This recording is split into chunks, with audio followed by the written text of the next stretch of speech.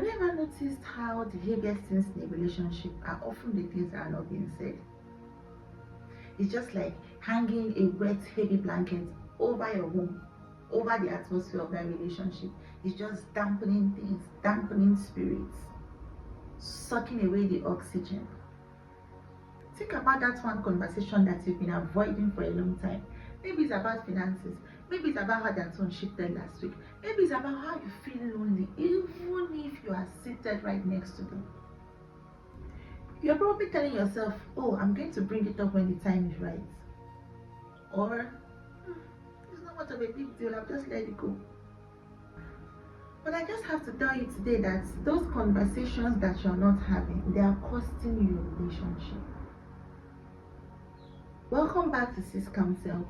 And in this month of July, I just want to remind everyone that healthy relationships start with healthy people. And for this particular video, my emphasis is on how to handle those difficult conversations.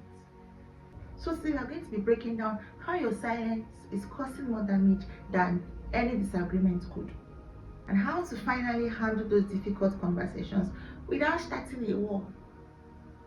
Okay, do you wake up any morning and decide that today I'm going to show my husband shege, or I'm going to show my wife shege, or I'm just going to do things to annoy them, or I'll just bring up one conversation out of the blues that will just annoy everybody? Is there an intent when you wake up in the morning? I want to believe not. Nobody wakes up with that kind of mindset, right? Okay, it means that whenever these things comes up and you want to have this kind of conversation, it's because it is necessary. Knowing that it is necessary, we still avoid them. Why? Because we are afraid. We are afraid of rejection. We are afraid that if we finally speak our truth, maybe the relationship will just scatter. We are just scared of conflict. But we forget that conflict, when properly resolved, is like cement that binds the people together even stronger than how they were. So we opt for fear and choose comfort over clarity, and just keep on sweeping things under the rug. But the rug can hold only so much dirt. At some point, those dirts will keep on piling up. They will keep on piling up, and you will trip and fall one day. Let's never talk about the stink. When you avoid a difficult conversation because you want to keep the peace, you're not keeping any peace. You're just creating a temporary truce while resentment silently builds up in your heart. You look at that person that is supposed to be your loved one, and one kind of annoyance just boils up inside of you. All this while you're saying nothing, your eyes are probably sending daggers through the person. But here is the danger of silence in a relationship. It can be misinterpreted. As a matter of fact, it is often misinterpreted because the other person is not a magician. They are not a mind reader. They are just your husband or your wife or your friend or your brother or your sister or your parents even. They are not mind readers. So silence leaves room for interpretation. Everybody begins to interpret the silence the way they see it.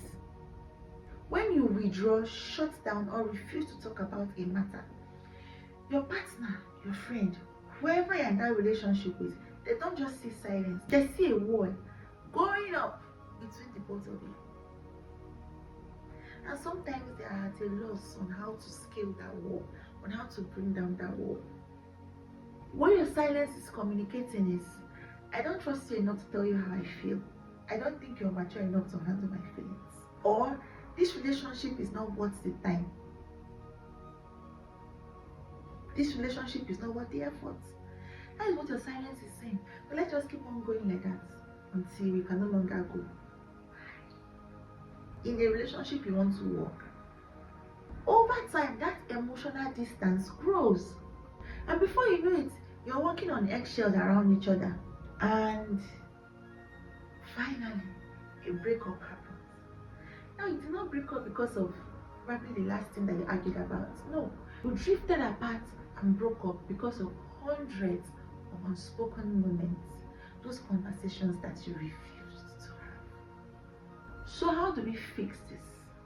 How do we make sure that we have difficult conversations without starting a war? I want to give you a quick 3-step framework to use the next time that you need to have a difficult conversation. First thing is, shift the goal from winning to understanding. What do I mean? You are not fighting each other. You are not enemies. You are not on opposing teams. You are partners fighting against the problem. So it is not a matter of who will win the argument, who has more valid points. It is a matter of understanding each other. So you can say something like, I don't want us to argue about who did what or who did not do what. I just want to understand how we got here so we can fix this. The second framework is using I statements instead of you statements. For example, instead of saying you ignored me, you can say something like, whenever we don't spend quality time together, I feel neglected. You see, when you use I statements, you are inviting them into your space. You're inviting them into your feelings. You're trying to share how you feel. But when you use you statements, you put them on the defensive. They get on the defensive because it's as though you're accusing them of doing something wrong. And of course, anybody that is accused will want to defend themselves. And before you know, you're going back and forth about who did what, who did not do what. The problem is prolonging. Instead of you to have a settlement, you're having grounds for more quarrel. The third framework is set a soft landing. You want to start by validating the relationship. So you can say something like, I love what we have, I love us, and I love you. And that is why I want us to talk about something, have a conversation about something that has been on my mind. That statement shows that you value what you have. You're not trying to start up trouble. You're not trying to start an argument. You're not trying to start a fight. You just want to solve something that is already on ground. Intimacy is not the absence of conflict. It is the capacity to resolve conflict together. So don't let fear steal the depth of your connection. Now tell me, what is that one conversation that you have been avoiding, that you have refused to have with that loved one? You can share it in the comment section or reach out to me via the link that is attached to the description of this video for a one-on-one session where we can talk about these things and help you map out better ways to communicate with that loved one. I am the CEO of Sis Counsel, and it's my pleasure to always bring you videos like this. Until the next time, don't forget to share this with someone that needs to hear it. Like, comment, and if you're yet to subscribe, please subscribe.